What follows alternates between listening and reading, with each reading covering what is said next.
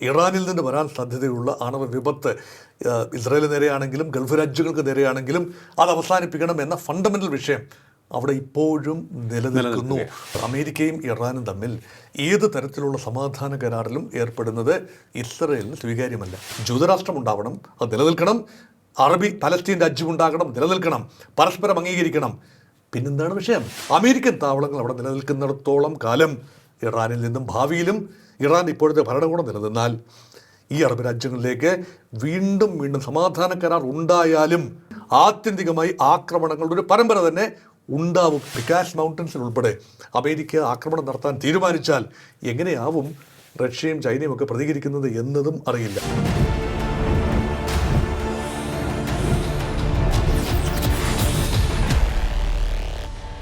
നമസ്കാരം. ടോക്കിംഗ് പോയിന്റിലേക്ക് സ്വാഗതം. പശ്ചിമേഷ്യ വീണ്ടും കത്തുകയാണ്. ഇറാനെതിരെ അമേരിക്കയും ഇസ്രായേലും സംയുക്തമായി കഴിഞ്ഞ ഫെബ്രുവരി 28-നാണ് ആദ്യമായി ആക്രമണം തുടങ്ങിയത്. അതിനുശേഷം കഴിഞ്ഞ മാസം അമേരിക്ക വെടിനിർത്തൽ പ്രഖ്യാപിച്ചു ഇറാനുമായി. ഒരാശ്വാസമുണ്ടായി. പക്ഷേ അത് താൽക്കാലികമായിരുന്നു എന്നാണ് ഇപ്പോൾ നമുക്ക് മനസ്സിലാക്കാൻ കഴിയുന്നത്. കഴിഞ്ഞ ഏതാനും ദിവസങ്ങളായി അമേരിക്കയും ഇറാനും പരസ്പരം ആക്രമിക്കുന്നു. അതായത് അമേരിക്കയുടെ ആക്രമണം ഇറാനിലേക്ക് പോകുന്നു, ഇറാൻ്റെ ആക്രമണം അമേരിക്കയുടെ സൈനിക താവളങ്ങൾ ലക്ഷ്യമാക്കി അയൽ രാജ്യങ്ങളിലേക്കും. ഇത് വീണ്ടും പശ്ചിമേഷ്യയിലെ ജീവിതം ദുസ്സഹമാക്കിയിരിക്കുകയാണ്. ലോകമെമ്പാടും ആശങ്ക പരത്തിയിരിക്കുകയാണ്. എങ്ങോട്ടാണ് ഈ പോക്ക്? പരിശോധിക്കാൻ നമ്മോടൊപ്പം ചേരുന്നു വിദേശകാര്യ വിദഗ്ധൻ ഡോക്ടർ മോഹൻ വർഗീസ്. നമസ്കാരം സർ, ടോക്കിംഗ് പോയിന്റിലേക്ക് സ്വാഗതം. നമസ്കാരം സർ. കഴിഞ്ഞ മാസം വെടിനിർത്തൽ വന്നു, ഒപ്പം തന്നെ ഒരു സമാധാന ഉടമ്പടിയൊക്കെ വന്നു. ഇറാനുമേലുണ്ടായിരുന്ന ഉപരോധത്തിനൊക്കെ തന്നെ അയവ് വന്നു. എല്ലാവരും വിചാരിച്ചു ഓക്കെ, ഇതൊരു ആശ്വാസത്തിലേക്കാണ് പോകുന്നത്, പ്രശ്നങ്ങളൊക്കെ അവസാനിച്ചു, ഇന്ധനവില താഴ്ന്നു. പക്ഷേ വീണ്ടും ഒരു ശക്തമായ ഏറ്റുമുട്ടലാണ് ഇപ്പോൾ നടന്നുകൊണ്ടിരിക്കുന്നത്. ഇറാൻ്റെ തുറമുഖങ്ങളിലെല്ലാം തന്നെ ശക്തമായ ഉപരോധം നിൽക്കുന്നു. ഇറാൻ്റെ ടാങ്കർ ഏറ്റവും ഒടുവിൽ ആക്രമിച്ചിരിക്കുന്നു. ഇറാനിലേക്ക് ആക്രമണം നടത്തിക്കൊണ്ടിരിക്കുന്നു. ഈ ആക്രമണവുമായി ബന്ധപ്പെട്ട് നമുക്ക് ഇപ്പോൾ പറയാൻ സാധിക്കുന്ന കാര്യം എന്താണ്? സാധാരണക്കാരെല്ലാം തന്നെ ഒരേ രീതിയിൽ, ഗൾഫിലൊക്കെ ഒരുപാട് മലയാളികളുണ്ട്, അവരൊക്കെ ചോദിക്കുകയാണ്, ഇതിനി വലിയ യുദ്ധത്തിലേക്ക് പോകുമോ? ഒരു നീണ്ടു നിൽക്കുന്ന സൈനിക നടപടിയിലേക്കാണോ പോകുന്നത് കാര്യങ്ങൾ എന്നാണ് ചോദിക്കുന്നത് അവർ. ഈ ഇരുട്ടുകൊണ്ട് ഓട്ടയടയ്ക്കുക എന്നൊരു പ്രയോഗമുണ്ട്. താൽക്കാലിക പരിഹാരം കാണാൻ സാധിക്കുമെന്ന പ്രതീക്ഷയിൽ ഒരു താൽക്കാലിക കരാർ വരികയാണ്. 14 ഇന നിർദ്ദേശങ്ങൾ, ഇറാൻ കൂടി താല്പര്യപ്പെട്ട് മുന്നോട്ട് വെച്ച 14 ഇന നിർദ്ദേശങ്ങളിൽ ജൂൺ മാസം 17 മുതൽ ഒരു താൽക്കാലിക വെടിനിർത്തലും അതുപോലെ ഒരു ഇൻറ്റീരിയം അറേഞ്ച്മെൻറ്റ് MOU എന്ന് വേണമെങ്കിൽ പറയാം. അത് വെറും താൽക്കാലികം മാത്രമാണ്. പക്ഷേ കാതലായ അടിസ്ഥാന വിഷയങ്ങൾ അവിടെയുണ്ട്, അത് നിലനിൽക്കുന്നു. എന്താണ് അടിസ്ഥാന വിഷയം? യുദ്ധത്തിന് കാരണമായ അടിസ്ഥാന വിഷയം തന്നെ ഇത് ഫെബ്രുവരി 28-ന് തുടങ്ങിയ, ഈ വർഷം ഫെബ്രുവരി 28 മുതൽ തുടങ്ങിയ ആ യുദ്ധം. അതിന് മുൻപ് നടന്ന യുദ്ധങ്ങളെല്ലാം ചരിത്രമെടുത്താൽ ദീർഘമായ കാര്യമാണ്. പക്ഷേ ഈ ഒരു റൗണ്ട് ഓഫ് കോൺഫ്ലിക്റ്റ് തുടങ്ങുന്നത് ഏതാനും മാസങ്ങൾ മുമ്പ് മാത്രമാണ്. അന്ന് യഥാർത്ഥത്തിൽ ഹോർമൂസ് തുറന്നു കിടക്കുകയായിരുന്നു. കറക്റ്റ്. ഓപ്പൺ സീ ആണ്, അല്ലെങ്കിൽ ഓപ്പൺ സ്ട്രെയിറ്റ് ആണ്. ഏത് കപ്പലിനും, ഏത് രാജ്യത്തിൻ്റെ കപ്പലുകൾക്കും യഥേഷ്ടം കടന്നു വരികയോ എണ്ണ കൊണ്ടുപോവുകയോ ചെയ്യാമായിരുന്നു. കഴിഞ്ഞ വർഷം അമേരിക്കയും ഇറാനും തമ്മിൽ ഏറ്റുമുട്ടിയപ്പോൾ പോലും ഹോർമൂസ് അടച്ചിട്ടില്ലായിരുന്നു. കറക്റ്റ്. പക്ഷേ 28-ാം തീയതി മുതൽ ഇറാൻ ഒരു നിലപാട് മാറ്റം പറയുകയാണ്. ആണവ വിഷയത്തിലാണ് ചർച്ചയെങ്കിലും തങ്ങൾക്കിനി ചർച്ചകളിൽ വിശ്വാസമില്ല. അതുകൊണ്ട് തങ്ങളെ ആക്രമിക്കാൻ അമേരിക്ക തുനിയുകയാണെങ്കിൽ ഹോർമൂസ് കടലിടുക്ക് അടയും. അതിനർത്ഥം ഇറാനിലേക്കും വരാനാവില്ല, ഇറാൻ്റെ ദ്വീപുകളിൽ നിന്നും അല്ലെങ്കിൽ കാർഗ് ഐലൻഡിൽ നിന്നും എണ്ണ വെളിയിലേക്ക് കൊണ്ടുപോകാനാവില്ല. അതേപോലെ തന്നെ ഗൾഫ് രാജ്യങ്ങൾ, 6 ഗൾഫ് രാജ്യങ്ങൾ, Kuwait, Saudi Arabia, Qatar, Bahrain and UAE, ഈ രാജ്യങ്ങളുടെ എല്ലാം, ഒമാൻ ഒഴിച്ച് മറ്റെല്ലാ രാജ്യങ്ങളുടെയും കപ്പലുകൾക്ക്, എണ്ണക്കപ്പലുകൾക്ക് പുറത്തേക്ക് പോകണമെങ്കിൽ, അല്ലെങ്കിൽ അവിടേക്ക് ചരക്കെത്തണമെങ്കിൽ യഥാർത്ഥത്തിൽ ഏക ആശ്രയം ഹോർമൂസ് കടലിടുക്കാണ്. പേർഷ്യൻ ഗൾഫിലേക്കുള്ള ഏക പ്രവേശന കവാടം അവിടെ അടയ്ക്കുക എന്ന് പറഞ്ഞാൽ വളരെ ബുദ്ധിമുട്ടാണ്. ആ ഒരു വജ്ര ആയുധം ഇറാൻ്റെ കൈവശമാണിപ്പോൾ എന്ന് വേണമെങ്കിൽ പറയാം. അത് പൂർണ്ണ നിയന്ത്രണം എന്ന് പറയാനാവില്ല. പക്ഷേ Iran wants to control Hormuz. അതങ്ങനെ ആയിരുന്നില്ല. ഇത് പ്രകൃതിദത്തമായ ഒരു കടലിടുകല്ലേ. ഇത് സൂയസ് കനാൽ മാതിരി മനുഷ്യനിർമ്മിതമല്ല. Panama canal മനുഷ്യനിർമ്മിതമാണ്. അവിടെയൊക്കെ ടോൾ ഈടാക്കുന്നതോ നിയന്ത്രണങ്ങൾ വയ്ക്കുന്നതോ നമുക്ക് മനസ്സിലാക്കാം. ഒരു രാജ്യത്തിൻ്റെ ടെറിട്ടറിക്ക് ഉള്ളിലൂടെ കടന്നു പോകുന്ന കടലിടുക്കല്ല, മനുഷ്യനിർമ്മിത കനാലുകളാണ്. ഈജിപ്തിലൂടെയാണ് അതെ. ഈ സൂയസ് കനാൽ പോകുന്നത്, മനുഷ്യനിർമ്മിതമാണ്. അതുപോലെ പാനമ എന്ന രാജ്യത്തിൻ്റെ നെടുകെ കീറി മുറിച്ചുകൊണ്ട് രണ്ട് കടലുകളെ, പാസഫിക് ഓഷ്യനെയും അറ്റ്ലാന്റിക് ഓഷ്യനെയും ബന്ധിപ്പിക്കുന്നു. അതുപോലെ അല്ല ഈ കടലിടുക്ക്. ഇത് സ്വാഭാവികമാണ്. അത് നമ്മുടെ ഇന്ത്യക്കും ശ്രീലങ്കയ്ക്ക് ഇടയിലുള്ള പാക് സ്ട്രെയിറ്റ് പോലെ, അല്ലെങ്കിൽ മലാക്ക സ്ട്രെയിറ്റ് പോലെ, അല്ലെങ്കിൽ ബെറിങ് സ്ട്രെയിറ്റ് പോലെ ഉള്ള ഒരു സ്വാഭാവിക കടൽ ഇടുക്കാണ്. അവിടെ നിയന്ത്രണം കൊണ്ടുവന്നാൽ, അത് അമേരിക്ക നിയന്ത്രിച്ചാലും ഇറാൻ നിയന്ത്രിച്ചാലും, അത് മാനവരാശിയോട് ചെയ്യുന്ന ഏറ്റവും വലിയ ക്രൂരതയാണ്. അപ്പോൾ വിഷയത്തിൻ്റെ ഫോക്കസ് അടിസ്ഥാന വിഷയമായ ആണവ നിരായുധീകരണം, അല്ലെങ്കിൽ ഇറാൻ്റെ യുറേനിയം സമ്പുഷ്ടീകരണം അത് ഒഴിവാക്കണം. ഇറാനിൽ നിന്ന് വരാൻ സാധ്യതയുള്ള ആണവ വിപത്ത് ഇസ്രായേലിന് നേരെയാണെങ്കിലും ഗൾഫ് രാജ്യങ്ങൾക്ക് നേരെയാണെങ്കിലും അത് അവസാനിപ്പിക്കണം എന്ന ഫണ്ടമെൻ്റൽ വിഷയം അവിടെ ഇപ്പോഴും നിലനിൽക്കുന്നു. അതിൽ ഒരു ചർച്ചയുമില്ല. ആ ചർച്ചയ്ക്ക് ഇനിയും അർത്ഥമില്ല എന്ന് ഇറാൻ്റെ parliament speaker Mohammad Baqir Ghalibaf അദ്ദേഹം പറഞ്ഞു കഴിഞ്ഞു. അതിനർത്ഥം ഇനിയും ചർച്ച ഒരുപക്ഷെ ഉണ്ടാവില്ല. ഉണ്ടെങ്കിൽ തന്നെ ഈ ചർച്ച പലവട്ടം 2025 ഈ ചർച്ചയുടെ മധ്യത്തിലാണ് അമേരിക്ക ഇറാൻ്റെ ആണവ നിലയങ്ങൾ, ഫർദോ, നഥാൻസ്, ഇസ്ഫഹാൻ ആണവ നിലയങ്ങൾ ആക്രമിച്ചത്. അപ്പം ആ ചർച്ച അവിടെ പൊളിയുകയാണ്. വീണ്ടും ചർച്ചയ്ക്ക് വേണ്ടി കോപ്പ് കൂട്ടി വന്നപ്പോഴാണ് ഒമാൻ താല്പര്യമെടുത്ത് ഖത്തറിനെ കൊണ്ട് താല്പര്യപ്രകാരം ചർച്ചകൾ ജനീവയിൽ നടന്നുകൊണ്ടിരിക്കുന്നതിൻ്റെ ഇടയിലാണ് ഫെബ്രുവരി 22 വീണ്ടും ആക്രമണം നടന്നത്. അതുകൊണ്ട് ആണവ ചർച്ചയ്ക്ക് പ്രസക്തി നഷ്ടപ്പെട്ടു എന്ന രീതിയിലാണ് ഇറാൻ ഇപ്പോൾ പ്രതികരിക്കുന്നത്. അപ്പോൾ ഇപ്പോൾ പുതിയൊരു വിഷയമാണ്, ആണവ ചർച്ചയല്ല വിഷയം ഹോർമൂസ് നാവിഗബിൾ ആക്കാം.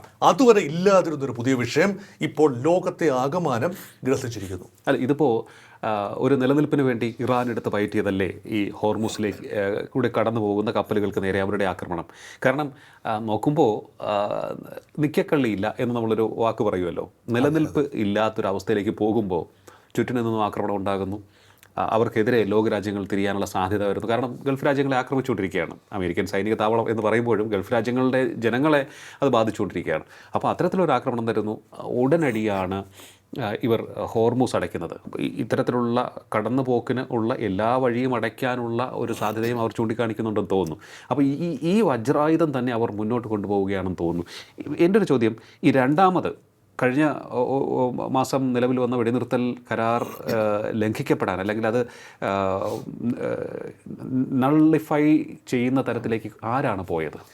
അത് വേണമെങ്കിൽ ചോദ്യത്തിൻ്റെ രണ്ടാം ഭാഗത്തിൻ്റെ ഒരു സൂചന ആദ്യം പറഞ്ഞുകൊണ്ട് ഇതിനുള്ള വിശകലനം നടത്താം. അത് ഇസ്രായേൽ തന്നെയാണ്. ഇസ്രായേലാണ് ഒരിക്കലും ഈ കരാർ, അമേരിക്കയും ഇറാനും തമ്മിൽ ഏത് തരത്തിലുള്ള സമാധാന കരാറിലും ഏർപ്പെടുന്നത് ഇസ്രായേലിന് സ്വീകാര്യമല്ല.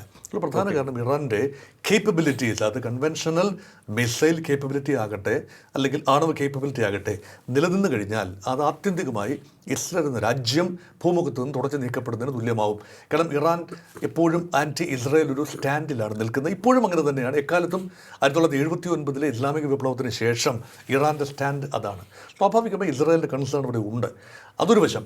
അപ്പം അതുകൊണ്ട് എങ്ങനെയും കരാർ അട്ടിമറിക്കാൻ ഇസ്രായേൽ ശ്രമിക്കും എന്ന് എല്ലാവർക്കും അറിയാം. അതുകൊണ്ടാണ് കരാറിൻ്റെ ഒന്നാം വ്യവസ്ഥ തന്നെ, ഈ 14 കരാറിൻ്റെ താൽക്കാലിക കരാറിൻ്റെ ഒന്നാം വ്യവസ്ഥ തന്നെ ഇസ്രായേൽ ലെബനന് നേരെ നടത്തുന്ന ആക്രമണങ്ങൾ ഒഴിവാക്കണം എന്നതാണ്. അത് ലംഘിക്കാൻ ഇസ്രായേലിന് കഴിയും. അമേരിക്കയ്ക്ക് എങ്ങനെയാണ് ഉറപ്പ് കൊടുക്കാൻ കഴിയുക? അമേരിക്കയും ഇറാനും തമ്മിലുള്ള കരാറിൽ ഇസ്രായേൽ ഒരു കക്ഷിയല്ല. അതുകൊണ്ട് ഇസ്രായേൽ എന്ത് ചെയ്യണമെന്ന് ഇസ്രായേൽ മാത്രം തീരുമാനിച്ചാൽ മതിയാകും. ഇസ്രായേൽ ഇറാനെ ആക്രമിക്കില്ല എന്ന് ഉറപ്പൊന്നുമില്ല. ഇസ്രായേൽ ലെബനനെ ആക്രമിക്കില്ല എന്ന് അമേരിക്കയ്ക്ക് ഉറപ്പ് കൊടുക്കാനാവുമോ എന്നതാണ് ചോദ്യം. ആ ആക്രമണം തുടർന്നു. സ്വാഭാവികമായി ഇറാൻ്റെ ഭാഗത്തു നിന്ന് പ്രകോപനമുണ്ടായി, ഇറാൻ്റെ ഭാഗത്തു നിന്ന് റെസിസ്റ്റൻസ് ഉണ്ടായി. അത് ആക്രമണത്തിന് കലാശിച്ചു. ഇവിടെ സംഭവിച്ചത് ഇപ്പം നമ്മളിപ്പോൾ സംസാരിക്കുന്നത് ലേറ്റസ്റ്റ് റൗണ്ട് ഓഫ് അഗ്രഷൻ തുടങ്ങിയിട്ട് 5-6 ദിവസമേ ആയിട്ടുള്ളൂ. അത് ആയത്തുള്ള അലി ഖമനയുടെ, ഇറാൻ്റെ പരമോന്നത നേതാവ്, കൊല്ലപ്പെട്ട 28-ാം തീയതി ഫെബ്രുവരി 22 കൊല്ലപ്പെട്ട ആയത്തുള്ള അലി ഖമേനിയുടെ ഭൗതിക ശരീരം മറവ് ചെയ്യുന്നതിന്, ഖബറടക്കം നടത്തുന്നതിന് വിപുലമായ ഒരുക്കങ്ങളാണ് ഇറാൻ ചെയ്തത്. അത് സ്വാഭാവികമാണ്. കാരണം അവരുടെ പരമോന്നത നേതാവാണ്. ലോകരാജ്യങ്ങൾ ഇറാനെ ഇപ്പോഴും അംഗീകരിക്കുന്നു എന്ന് ഒന്ന് തെളിയിക്കണമെങ്കിൽ, എന്ന് അമേരിക്കയ്ക്കും കൂടെ ബോധ്യമാകണമെങ്കിൽ 30-ലധികം ലോകരാജ്യങ്ങളുടെ പ്രതിനിധികൾ ഔപചാരികമായി അവിടെ പങ്കെടുത്തു. അനൗപചാരികമായി പങ്കെടുത്തവരെ അനേകമാണ്. അത് മാത്രമല്ല 2 കോടിയോളം ജനങ്ങൾ വിവിധ ഇടങ്ങളിൽ വെച്ച് നടക്കുന്ന 6 ദിവസത്തോളം നീണ്ടു നിൽക്കുന്ന ഒരു ട്രാൻസ്നാഷണൽ അഫെയർ കൂടിയാണ്. അതായത് ഇറാൻ മാത്രമല്ല, ഇറാഖിലും ഷിയകളുണ്ട്. അവിടെയും 60% ഇറാഖി ജനതയും ഷിയാണ്. വേണമെങ്കിൽ ഷിയ ഭൂരിപക്ഷ രാജ്യമാണ് ഇറാഖ് എന്ന് പറയാം. ഇറാനിൽ മഹാഭൂരിപക്ഷം ഷിയാക്കളാണ്. അപ്പോൾ ഷിയ വിഭാഗത്തിൻ്റെ അനിഷേധ്യ നേതാവാണ്, പരമോന്നത നേതാവായി അവർ കരുതുന്ന ഒരു റിലിജിയസ് പേഴ്സണാലിറ്റി കൂടിയാണ്. അപ്പം അദ്ദേഹത്തിൻ്റെ ഖബറടക്കത്തിന് ഈ 2 നഗരങ്ങളാണ്, ഇറാഖിലെ 2 നഗരങ്ങൾ കൂടി, നജാഫ്, കർബല, ഈ നഗരങ്ങളിലും ആ ഒരു ഭൗതിക ശരീരം എത്തിക്കുകയും അവിടെ ചടങ്ങുകൾ നടക്കുകയും അനുസ്മരണം നടക്കുകയും ഒക്കെ ചെയ്തു. അപ്പോൾ ഇതൊരു രാജ്യാന്തര ശ്രദ്ധ ആകർഷിച്ച വിഷയമാണ്. 1. 2, അവിടെ ജനങ്ങൾ ഒത്തുകൂടുന്നത്, ഈ 2 കോടി ജനമെന്ന് പറഞ്ഞാൽ ഇറാൻ്റെ ജനസംഖ്യ ഏതാണ്ട് 9 കോടിയാണ്. അതിൽ 2 കോടിയോളം ജനം ജൈവികമായി തെരുവിലിറങ്ങുന്നു, ഘോഷയാത്രകളിൽ അല്ലെങ്കിൽ വിലാപയാത്രയിൽ പങ്കെടുക്കുന്നു, മറ്റ് ചടങ്ങുകളിൽ പങ്കെടുക്കുന്നു എന്ന് പറഞ്ഞാൽ ഭരണകൂടത്തിന് ജനങ്ങളുടെ പിന്തുണ ഉണ്ട് എന്ന് ലോകത്തോട് പറയാൻ വേണ്ടി കൂടിയാണ് ആ സമയം ഇറാൻ ഉപയോഗിച്ചത്. അത് അട്ടിമറിക്കാൻ, ആ ഒരു ഗുഡ്വിൽ അല്ലെങ്കിൽ ആ ഒരു ഒപ്റ്റിക്സ് അട്ടിമറിക്കാൻ അമേരിക്ക ശ്രമിച്ചു എന്ന പരിഭവം ഇറാനുണ്ട്. കാരണം ആ സമയത്ത് ആക്രമണം അവിടെ നടക്കുകയാണ്. പക്ഷേ അമേരിക്ക ഏകപക്ഷീയമായി ആക്രമിച്ചു എന്ന് പറയുന്നതിനേക്കാൾ നല്ലത് അമേരിക്ക ഒരു പ്രകോപനം സൃഷ്ടിക്കുകയാണ്. 14 പദ്ധതിയിൽ ഒരു പ്രധാന വിഷയം, ഒരു പ്രധാന ഇനം എന്ന് പറഞ്ഞാൽ ഹോർമൂസിലൂടെയുള്ള ഗതാഗതം. അത് ഓവറോൾ നിയന്ത്രണം ഇറാനായിരിക്കും. അത് ഇറാൻ അനുവദിക്കുന്ന ഒരു പാതയിലൂടെ സുഗമമായി, ടോൾ പിരിക്കാതെ തന്നെ സുഗമമായി 2 മാസത്തേക്ക് കപ്പൽ ഗതാഗതം, അതായിരുന്നു ഏകദേശ ധാരണ. പക്ഷേ ആ ധാരണ ലംഘിച്ചുകൊണ്ട് മറ്റൊരു പാത വെട്ടിത്തുറക്കുകയാണ്. കുറച്ചുകൂടി തെക്ക് മാറി ഒമാൻ്റെ ടെറിട്ടോറിയൽ വാട്ടേഴ്സിന് സമീപത്ത് കൂടി, UAE-യുടെ സമീപത്ത് കൂടി ഇറാൻ്റെ ടെറിട്ടോറിയൽ വാട്ടേഴ്സ് അവോയ്ഡ് ചെയ്തുകൊണ്ട് സമാന്തരമായി കപ്പലുകൾ പോകുന്നു. അതിന്മേൽ ഇറാന് നിയന്ത്രണം ഉണ്ടാകരുത് എന്ന് അമേരിക്കയും ഗൾഫ് രാജ്യങ്ങളും ആഗ്രഹിച്ചപ്പോൾ അങ്ങനെയല്ല, ഹോർമൂസിലൂടെ, ഹോർമൂസ് ഒരു കുപ്പിക്കഴുത്താണ്, ചില ഭാഗങ്ങളിൽ 33 കിലോമീറ്റർ മാത്രമേ വീതിയുള്ളൂ. 22 നോട്ടിക്കൽ മൈൽസ് ടെറിട്ടോറിയൽ സീ ആണ്. അതായത് ഒമാൻ്റെ ടെറിട്ടോറിയൽ സീ വടക്കോട്ടും ഇറാൻ്റെ ടെറിട്ടോറിയൽ സീ തെക്കോട്ടും കൺവേർജ് ചെയ്യുകയാണ്.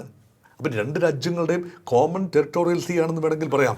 അവിടെ അതിലൂടെ ഇതിലേ പോയാലും അതിന്മേൽ ഇറാൻ നിയന്ത്രണമുണ്ട് എന്ന് ഇറാൻ, അങ്ങനെയാണല്ലോ അന്താരാഷ്ട്ര പ്രോട്ടോക്കോളുകൾ, അങ്ങനെയാണല്ലോ ഒരു രാജ്യത്തിൻ്റെ അതിർവരമ്പിനോട് അല്ലെങ്കിൽ തീരത്തോട് 22 നോട്ടിക്കൽ മൈൽസ് അകലെ വരെയുള്ള ഭൂമി അല്ലെങ്കിൽ കടൽ ആ രാജ്യത്തിൻ്റെ പരമാധികാര പ്രദേശമാണ് എന്നാണല്ലോ. അപ്പോൾ അവിടെ ഇറാനിയൻ വാട്ടേഴ്സാണ് ഈ തെക്കോട്ടും നിൽക്കുന്നത് എന്ന് ഇറാൻ്റെ ഭാഷ്യം.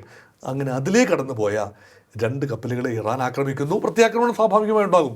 അത് ഖിഷം ഐലൻഡ്, അത് ഹോർമൂസിൻ്റെ അഭിമുഖമായി നിൽക്കുന്ന ഇറാൻ്റെ ഏറ്റവും വലിയ ദ്വീപാണ് ഖിഷം.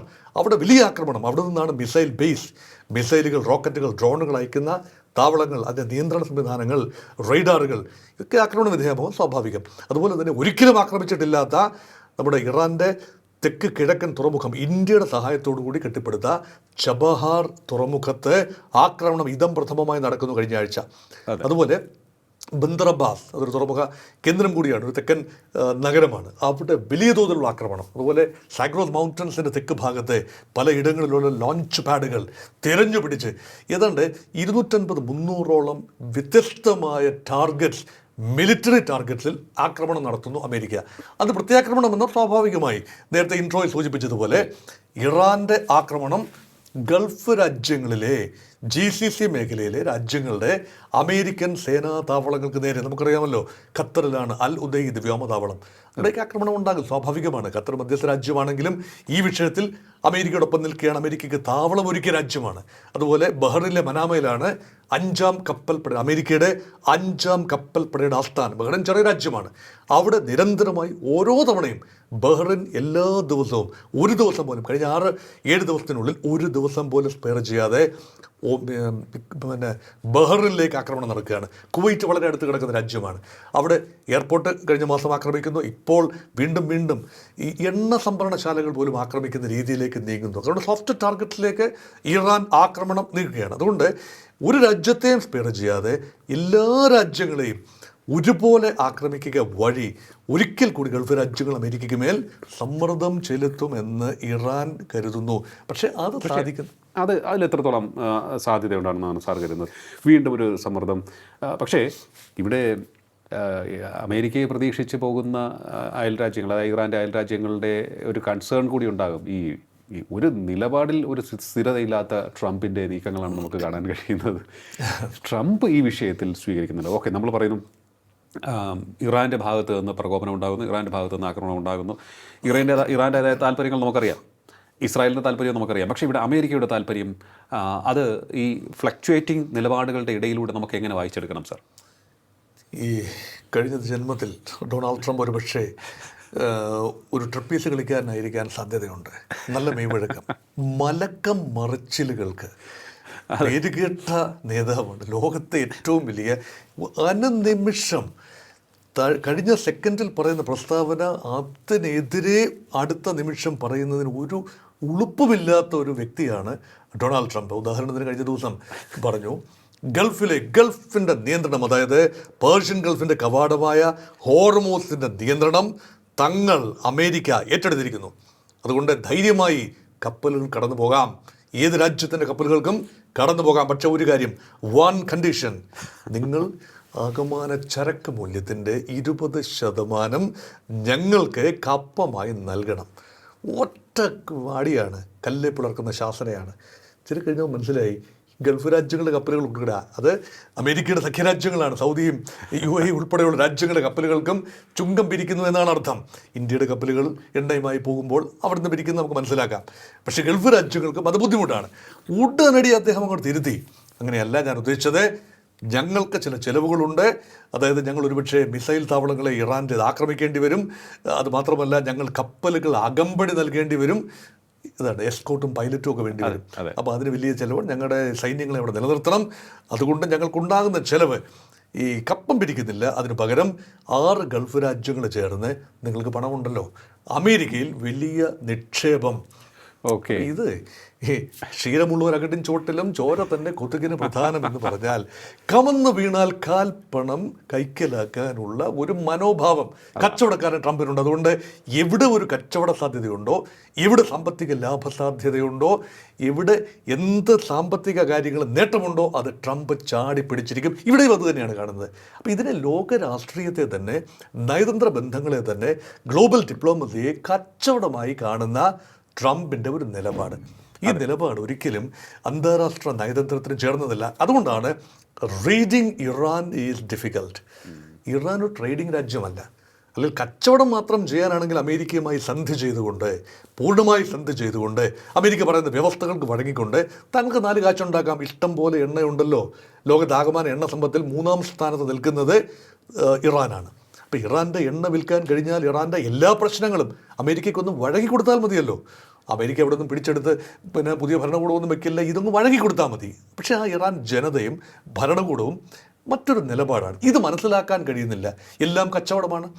ഇറാൻ്റെ ഫ്രീസ് ചെയ്ത് അസറ്റ് അങ്ങ് വിട്ടുകൊടുത്താൽ ഇറാൻ അങ്ങ് അടങ്ങും. ഇത് പറഞ്ഞാൽ എന്ത് കഷ്ടമാണ്. ഇറാൻ്റെ എണ്ണ വിൽക്കാൻ ഉപരോധം മാറ്റി എണ്ണ വിൽക്കാൻ അനുവാദം കൊടുത്താൽ ഇറാൻ വഴിക്ക് വരും എന്ന് പറയുന്നത് എന്തൊരു അബദ്ധമാണ്. ഇറാൻ ഉദ്ദേശിക്കുന്ന മറ്റു ചില ലക്ഷ്യങ്ങളാണ്. അപ്പം അവിടെ അമേരിക്കയ്ക്ക് അമേരിക്കൻ പ്രസിഡൻറ്റിൻ്റെ നീക്കങ്ങൾ പിഴയ്ക്കുന്നു. അപ്പോൾ ഗൾഫ് രാജ്യങ്ങളെ വേണ്ട രീതിയിൽ, അതുപോലെ ഇവിടെ ചോദിച്ച ചോദ്യം, എന്നോട് ചോദിച്ച ആദ്യ ഭാഗം അത് കൂടെ പറയണമല്ലോ. അത് ഈ ഗൾഫ് രാജ്യങ്ങൾ അമേരിക്കയുടെ സേനാ സാന്നിധ്യത്തെ, അവരുടെ രാജ്യങ്ങളുടെ മണ്ണിൽ അവരെ സംരക്ഷിക്കാനായി എന്ന രീതിയിൽ ഉള്ള സേനാ സാന്നിധ്യത്തെ ഇനി എങ്ങനെ കാണും? അതാണല്ലോ ഇപ്പോൾ തർക്ക വിഷയം. അപ്പം ഒട്ടകം അറബി കഥയിൽ അറബിക്ക് ഒരു ദയാവായ്പ് തോന്നി. ഒട്ടകത്തിന് മൂക്ക് വയ്ക്കാൻ, ഹുസൂർ ഞാനൊന്ന് മൂക്ക് വെച്ചോട്ടെ, പൊരി വെയിലാണ്, വെച്ചോളൂ. കുറച്ച് കഴിഞ്ഞപ്പോൾ കഴുത്ത് വെക്കണമെന്ന ഡിമാൻഡ്. ആയിക്കോളൂ, കഴുത്തും കൂടെ വെച്ചോളൂ. കുറച്ച് കഴിഞ്ഞപ്പോൾ ഒട്ടകത്തിൻ്റെ പൊഞ്ഞി, ഈ മുതുക് വെക്കണം. അവസാനം ഒട്ടകം ടെൻറ്റിലും അറബി ടെൻറ്റിന് വെളിയിലുമായി എന്ന അവസ്ഥയിൽ ഗൾഫ് രാജ്യങ്ങൾ അമേരിക്കയ്ക്ക് ഒന്നൊന്നായി താവളങ്ങൾ അനുവദിക്കുന്നു. അവിടെ താവളങ്ങൾ അനുവദിക്കുന്നു എന്തിനാണ്? സുരക്ഷ നൽകാൻ വേണ്ടിയാണ്. അതെ, ഒട്ടകമാണോ അറബിക്ക് സുരക്ഷ നൽകേണ്ടത്? അതൊരു ചോദ്യമാണ്. അമേരിക്കയാണോ ഗൾഫ് രാജ്യങ്ങൾക്ക് സുരക്ഷ നൽകേണ്ടത്? ഈ സുരക്ഷ എന്ന് പറയുന്ന ഒരു പെർസെപ്ഷനാണ്. ഇറാനുമായും ഇസ്രയേലുമായും നല്ല ചങ്കാത്തത്തിലാണ് അറബ് രാജ്യങ്ങളെങ്കിൽ എന്തിന് സുരക്ഷയുടെ പ്രശ്നം അവിടെ വരുന്നില്ല. ഇവിടെ അമേരിക്കൻ താവളങ്ങൾ അവിടെ ഉണ്ട് എന്നത് ഇറാനെ ആക്രമിക്കാൻ വേണ്ടിയാണ്. സ്വാഭാവികമായി ഇറാന് അസംതൃപ്തി ഉണ്ടാകും, അരക്ഷിതത്വം ഉണ്ടാകും, ഇറാൻ ആക്രമണം നടത്തും. എപ്പോഴും അമേരിക്കയെ ആക്രമിക്കാനാവില്ലല്ലോ ഇറാൻ. അതുകൊണ്ട് ഗൾഫ് രാജ്യങ്ങളിലെ താവളങ്ങൾ ആക്രമിക്കുന്നു. ചുരുക്കത്തിൽ ഇതാണ്, അമേരിക്കൻ താവളങ്ങൾ അവിടെ നിലനിൽക്കുന്നിടത്തോളം കാലം ഇറാനിൽ നിന്നും ഭാവിയിലും ഇറാൻ ഇപ്പോഴത്തെ ഭരണകൂടം നിലനിന്നാൽ ഈ അറബ് രാജ്യങ്ങളിലേക്ക് വീണ്ടും സമാധാന കരാർ ഉണ്ടായാലും താൽക്കാലികമായിരിക്കും, ക്ഷണികമായിരിക്കും, ആത്യന്തികമായി ആക്രമണങ്ങളുടെ ഒരു പരമ്പര തന്നെ ഉണ്ടാവും. അതെങ്ങനെ പരിഹരിക്കും? അതുകൊണ്ട് അമേരിക്കയുടെ ഈ രണ്ട് ഇൻവോൾവ്മെന്റ് കുറച്ച് വരണം. അതെ, ഈ രണ്ട് കൂട്ടർക്കും അതിപ്പോൾ ഞാൻ സാറി പറഞ്ഞു വന്നൊരു പോയിന്റിലേക്ക് അതെങ്ങനെ പരിഹരിക്കും എന്നുള്ളതാണ്. ഈ തുടർച്ചയായിട്ടുള്ള സൈനിക നീക്കം എങ്ങനെ പരിഹരിക്കും? അപ്പോൾ അമേരിക്കയ്ക്ക് അവരുടെ താല്പര്യമുണ്ട്, ഇറാൻ അവരുടെ താല്പര്യമുണ്ട്. ഇറാൻ്റെ താല്പര്യങ്ങളിൽ ഒന്ന് ഉപരോധം പിൻവലിക്കുക, അവരുടെ ഫ്രീസ് ചെയ്യപ്പെട്ട അസറ്റ് റിലീസ് ചെയ്യുക എന്നുള്ളതിൽ ഒന്നുണ്ടായിരുന്നു. പിന്നെ ഈ യുറേനിയം സമ്പുഷ്ടീകരണവുമായി ബന്ധപ്പെട്ടുള്ള വിഷയങ്ങൾ. അപ്പോൾ ഈ വിഷയങ്ങളിലേക്ക് വന്നപ്പോഴാണ് കാര്യങ്ങൾ കൂടുതൽ കടുപ്പമാകുന്നത്. അമേരിക്കയ്ക്ക് അവരുടേതായ താല്പര്യമുണ്ട്, അവർക്ക് ഈ മേഖലയിൽ വിട്ടുപോകാൻ താല്പര്യമില്ല. ഇനിയിപ്പോൾ ഗൾഫ് രാജ്യങ്ങളുടെ സുരക്ഷ എന്നുള്ള ആ ഒരു പേരിൽ അവർക്ക് കിട്ടിക്കൊണ്ടിരുന്ന കപ്പം അത് ഉപേക്ഷിക്കാൻ അവർക്കും വയ്യ.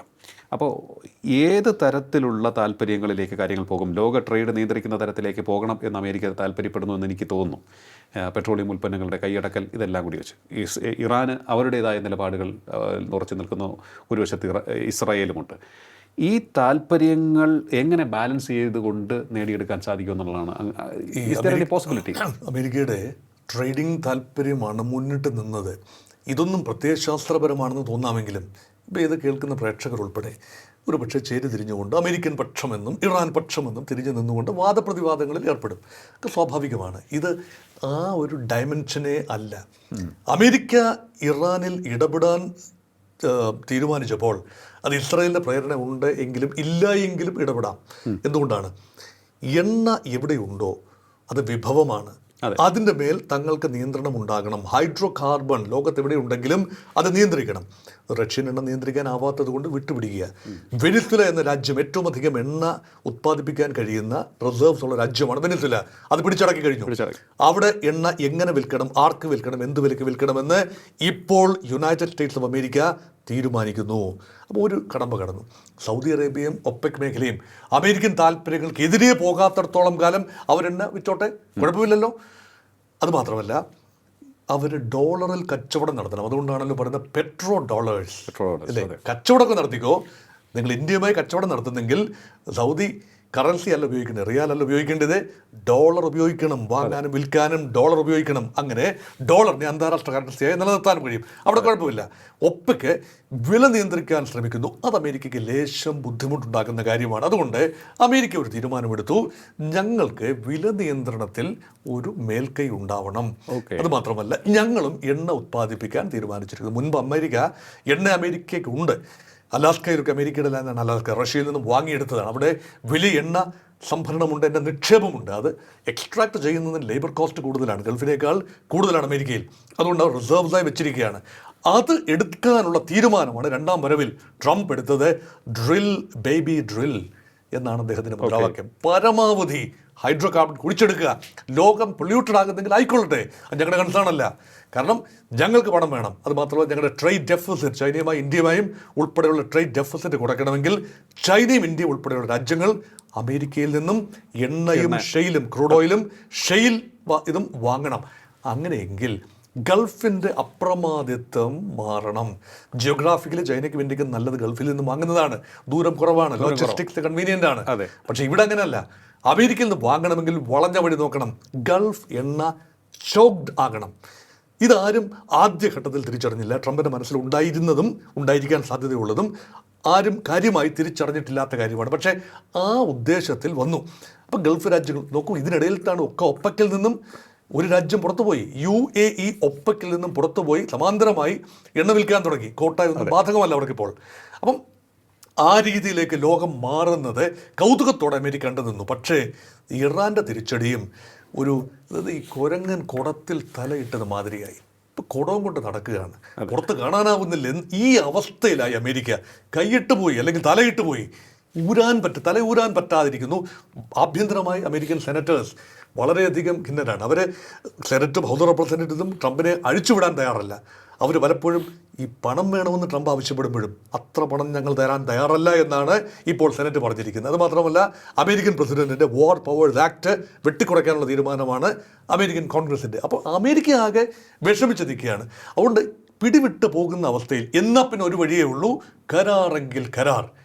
ആ കരാറും ഇപ്പോൾ വഴിമുട്ടി നിൽക്കുന്നു. അതാണ് ഇപ്പോൾ രണ്ടാം ഘട്ടത്തിൽ യുദ്ധം പൊട്ടിപ്പുറപ്പെടാനുള്ള കാരണം. ഇറാൻ അയൽ രാജ്യങ്ങളെ ആക്രമിച്ചുകൊണ്ടിരിക്കുന്നു. അമേരിക്ക ഇറാനിലേക്ക് ആക്രമണം ശക്തമായി തുടരുകയാണ്. വളരെ ശക്തമായ രീതിയിൽ അത് മുന്നോട്ട് പോകുമെന്ന് ട്രംപ് പറയുകയാണ്. പക്ഷേ നമ്മൾ ആഗ്രഹിക്കുന്നത് സമാധാനമാണ്. നമ്മുടെ സഹോദരങ്ങൾ അവിടെയുണ്ട്. വലിയ തോതിൽ ലക്ഷക്കണക്കിന് സഹോദരങ്ങൾ ഗൾഫ് രാജ്യങ്ങളിൽ ജോലി ചെയ്ത് ഉപജീവനം കണ്ടെത്തി മുന്നോട്ട് പോയിക്കൊണ്ടിരിക്കുകയാണ്. അതിനിടയിലാണ് ഒന്നിടവിട്ട് ഇത്തരത്തിൽ യുദ്ധവും ആക്രമണങ്ങളും നടന്നുകൊണ്ടിരിക്കുന്നത്. ഇവിടെ സ്ഥിരതയില്ലാത്ത ട്രംപും നിഗൂഢ താല്പര്യങ്ങളുമായി പോകുന്ന ഇറാനും ഒപ്പം തന്നെ നിലനിൽപ്പിൻ്റെ പോരാട്ടമെന്ന് അവകാശപ്പെട്ട് മുന്നോട്ട് പോകുന്ന ഇസ്രായേലിനെയും നമുക്ക് കാണാൻ സാധിക്കുന്നുണ്ട്. ഇത്തരത്തിലുള്ള ഇൻട്രസ്റ്റുകളുടെ കോൺഫ്ലിക്റ്റാണ് അവിടെ നടന്നുകൊണ്ടിരിക്കുന്നത്. ഇത് വേഗത്തിൽ അവസാനിപ്പിക്കുക എന്നുള്ളത് പ്രായോഗികമല്ല എന്നാണ് ഓരോരുത്തരും പറയുന്നത്. അതേ നിരീക്ഷണം തന്നെയാണ് ഡോക്ടർ മോഹൻ വർഗീസും പങ്കുവയ്ക്കുന്നത്. പക്ഷേ ഇവിടെ സഫർ ചെയ്തുകൊണ്ടിരിക്കുന്നത് ലോകമാണ്. ലോകമാസകലം വ്യാപിച്ച് കിടക്കുന്ന ഒരു ട്രേഡ് ശൃംഖലയെ തന്നെ ഡിസ്റ്റർബ് ചെയ്യുന്ന തരത്തിലേക്ക് കാര്യങ്ങൾ പോകുമ്പോൾ അത് ലോകത്തെ ജനങ്ങളുടെ സാധാരണക്കാരൻ്റെ ബജറ്റിനെ ബാധിക്കുന്ന ഒരു വിഷയമായി മാറും എന്ന് നമ്മൾ തന്നെ അനുഭവിച്ചറിഞ്ഞതാണ്. സോ പൂച്ചയ്ക്കാര് മണി കെട്ടും എന്നുള്ളതാണ് ഇപ്പോഴത്തെ വിഷയം. ഇത് ഇത്തരത്തിൽ തുടർന്നു പോകാതിരിക്കണമെന്നുണ്ടെങ്കിൽ അമേരിക്ക ഈ ഒരു വിഷയത്തിൽ നിന്നും പിൻവാങ്ങുകയാണ് എന്നുണ്ടെങ്കിൽ പ്രതീക്ഷയുണ്ട്. പ്രതീക്ഷയുടെ കിരണം ശക്തമായി തന്നെ മുന്നോട്ട് പോകാനും സാധ്യതയുണ്ട്. അതിനുള്ള ഡീലിലേക്ക് ആര് ട്രംപിനെ ഉപദേശിക്കും? ട്രംപ് എന്ന ഭ്രാന്തൻ തീരുമാനങ്ങളുമായി മുന്നോട്ട് പോകുന്ന സ്ഥിരതയില്ലാത്ത, ലോകത്തെ ഏറ്റവും അധികം സ്ഥിരതയില്ലാത്ത തീരുമാനങ്ങളുമായി മുന്നോട്ട് പോകുന്ന ട്രംപ് എന്ന ഭരണാധികാരിക്ക് അതിനുള്ള വീണ്ടും വിചാരമുണ്ടാകുമോ? അത് കാത്തിരുന്ന് കാണേണ്ട ഒരു വിഷയം മാത്രമായി ഇപ്പോൾ നിലനിൽക്കുന്നു എന്നേ നമുക്ക് പറയാൻ സാധിക്കുകയുള്ളൂ. വളരെയധികം നന്ദി സർ, ഇത്ര സമയം ടോക്കിംഗ് പോയിന്റുമായി സംസാരിച്ചത്. Thank you. ടോക്കിംഗ് പോയിന്റ് ഈ അധ്യായം ഇവിടെ പൂർണ്ണമാകുന്നു. ഇനി അടുത്ത എപ്പിസോഡ് കാണാം. നമസ്കാരം.